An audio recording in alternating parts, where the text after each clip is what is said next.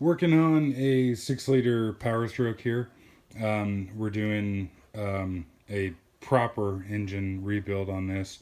Um, Personally, I hate it how people really throw around the term rebuilt nowadays. You know, they'll take something apart, put rings and bearings in it, and call it rebuilt. This thing's actually getting bored and new pistons and yada yada yada, all sorts of good fun stuff. Um, but we're putting ARP head studs in it, and because the boss man here said it was a good idea to do so. And you can see they have a finer thread on one side with a Allen deal on the top of it, and then a coarser thread on the other side.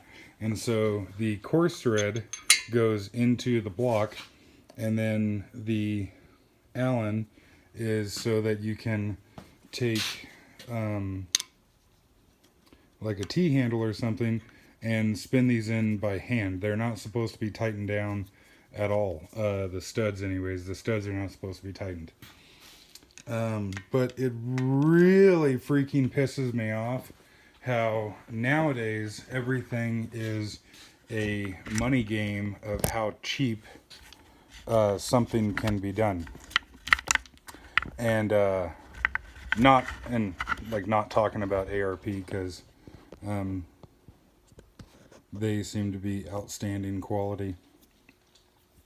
But the quote we gave this guy for doing this engine is probably, I don't know, probably twice what other people would probably quote for something like this. Um, but we are doing everything to the best of our ability within reason. We're not putting, billet connecting rods in it or something like that or whatever, because on this engine what the customer is going for is durability, reliability, and ease of repair. And I guess speaking of that real quick, so the 6 liter got a really bad rap when it first came out, and in the first couple years that it came out, it 100% earned that reputation.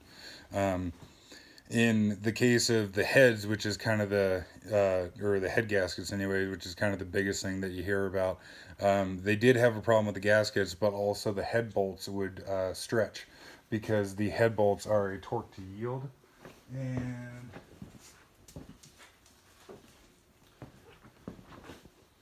so this is a factory head bolt here. And I don't know what I did with that.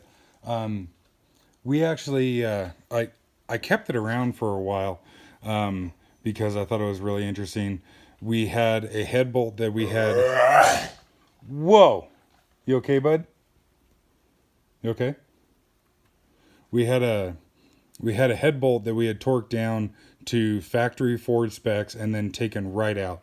Um, it wasn't in the pickup for 100,000 miles or nothing like that. Just torque down, take it out. And if you actually set it against a brand new one, you could see that the one that we had torqued down was actually stretched. And so the factory head bolts are, like I said, what's called torque to yield. And what it is that like if you were to, like put a graph of, torque going this way and tension going this way, as you start to torque the bolt down, it would rise, and then kind of plateau and then taper off. And what it is as you torque a bolt, what you're doing is you're actually stretching the bolt. And in the factory setup with the torque to yield, what they would do is they'd, have you put the bolt in, and I forget what the procedure is, but stretch the bolt to the point where it would no longer return to its original length. So you went from elastic deformation to plastic deformation or whatever it is. But suffice to say, the original OEM head bolts are a one-time use. If you torque them down to the factory spec, that's the one time that you can use them. If you ever back them off for any reason whatsoever, that bolt becomes scrap metal and you have to throw it away, which is really stupid.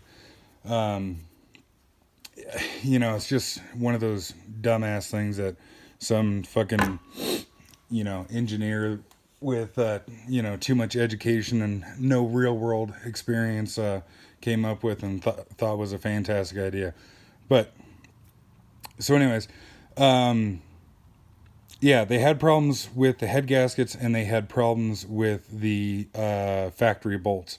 And so the solution to that nowadays, and this is 2021, is actually to use factory head gaskets because Ford does a great job of getting their shit together. I've heard that the current factory head bolts are actually really good. But on this one, we're putting in ARP head studs.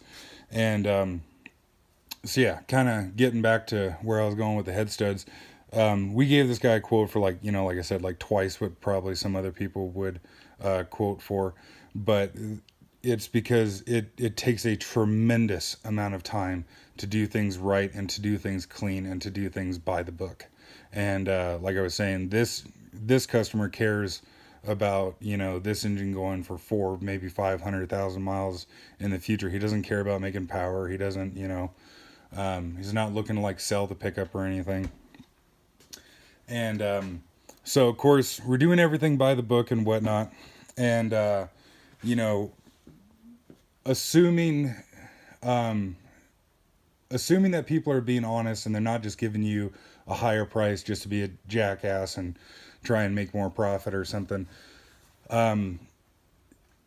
When you see the different costs for really anything for that matter, whether it be ARP head studs versus factory bolts or the labor in putting one of these engines together, just know that um, not all jobs are done the same way, and they're not all just because something's lower cost doesn't mean that it's better. Which unfortunately has kind of become a thing nowadays. Is everybody only cares about competing with cost? They don't compete with quality. And it really fucking drives me nuts, and I can rant on about it for the next 3 hours or something. But like, how the local, well, really local to you, local to me, local anywhere in the U.S. anyways, the different part stores will price match each other, and they'll get in bidding wars of who can offer the lowest cost part, not who can offer the highest quality part. Um, and it just pisses me off because nowadays most people buy a vehicle and drive it for a couple of years, and if anything happens to it, they go, oh well, I ain't fixing it, and just pawn it off for the next guy and send it down the road. It used to be that you know and a vehicle is a huge investment, let alone four-wheel drive diesel pickup is a huge investment versus just going out and buying like a Honda Civic or something. um, to me, it's crazy to think that somebody doesn't want to take care of it and keep it for a long time because, fuck, the longer you keep something, the cheaper it becomes. Um, but, so, uh, wanted to illustrate one of the reasons here why working on something like this takes so long, and if you're paying somebody, why it's so expensive. So, both of these head studs are installed hand tight. Um, and I guess I'll show that real quick. So, you can see it turns and just barely snug it down, and then back this one off and just barely snug that one down too. But on this one, we chase the threads and clean the threads, and this one we did not chase the threads or clean the threads. And the reason that that's so crucial is these ARP head studs actually utilize more of the thread in the block than the factory head bolts do. And so if we look at how much is sticking out on the one that we did clean the threads, and hopefully you can see that to some extent, is 6 3/4 inches, just shy of 6 3/4 inches. If we go over to the one that we did not clean the threads, it is 6 7/8. And so, um, you know, this stud here is not engaging as many threads in the block as this one here. So this one is not going to be as strong as this one is here. And it it really frustrates me to see a vehicle come in that has head studs done by another shop, and the customer's saying, "Oh yeah, I got such a great smoking deal on it," and all that kind of stuff, and yada yada yada, all this bullshit. And then you look at the head studs, and you can see that the studs are all different length as you go down the block, and that's because they didn't take the time to clean out the threads in the block. And like I said, you get what you pay for. So I'm going to take out this stud here and chase out the threads right quick. So just put a squirt of Astroglide in there. And ideally you would do this with a proper thread chaser, but I took a tap and cut the tap down to essentially make it a bottoming tap. And just don't be a jackass and force anything, because the point here is to clean the threads. It's not to cut new threads. And I tried getting it on video to look down inside of the block, and it just doesn't work worth a shit. And this actually is a pretty darn clean engine versus some of the others that we see out there, but still the threads have got some crap in them.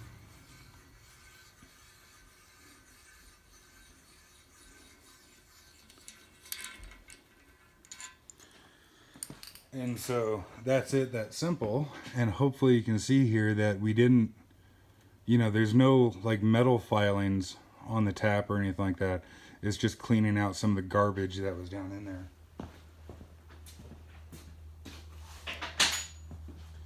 Whether that be rust or whatever.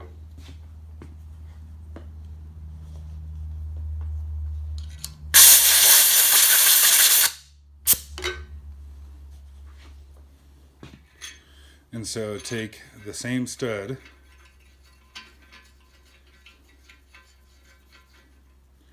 and run it down in there, and I can actually feel it hit the bottom of the threads. And I don't know if you can see my fingers or not, but just barely snugging that thing down. And oh yeah, actually you can even see it in the video. So now if we put the tape measure on there, we are 6 3/4. So something to look for if you're looking to buy a vehicle that has head studs on it. All of these should be within reason. Like, don't get a fucking micrometer out and go, oh, this head stud is 3 thousandths higher than the other one. But within reason, all the head studs should be the exact same length all the way down. Assuming that the studs themselves are, supposed to be the same length, like the Cummins 12 valve takes two different? I think it's 2 different length head studs and or bolts, where the 24 valve Cummins is all the same length. But and so yeah, something to look for if you're buying something, or something to look for if you just paid somebody to paid somebody a whole assload of money to do something like this to your engine.